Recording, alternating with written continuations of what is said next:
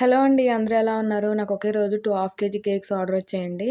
నా దగ్గర half KG టిన్ ఒకటే ఉందండి. ఇంకోటి స్టీల్ బాక్స్ ఉంటది కదండీ! దాంట్లో పెట్టి బ్యాటర్ వేసి ఓటీజీలో బేక్ చేశానండి. బేక్ అయినప్పుడు ఈ హాఫ్ కేజీ అల్యూమినియం సిల్వర్ దాంట్లో పెట్టిందేంటంటే నార్మల్‌గా బేక్ అయిందండి. ఈ స్టీల్ బాక్స్‌లో బేక్ చేసింది బాగా డోమ్ షేప్ వచ్చి బేక్ అయిందండి. నేను అనుకున్నాను బ్యాటర్ కొంచెం ఎక్కువైందేమో ఇందులో అనుకున్నానండి. తీరా చూస్తే కేక్ అంతా పైనే ఉందండి. కిందేం లేదు. అప్పుడు మనం 3 లేయర్స్‌గా కట్ చేసినా అవ్వదు కదా! మళ్ళీ నేను ఇంకో కేక్ బేక్ చేశానండి.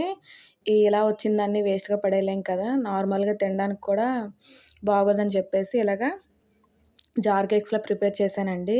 టేస్ట్ అయితే చాలా బావుందండి. ఇలా అటర్ ఫ్లాప్ అయినప్పుడు ఇలాంటి జార్ కేక్స్ అవుతూ ఉంటాయండి.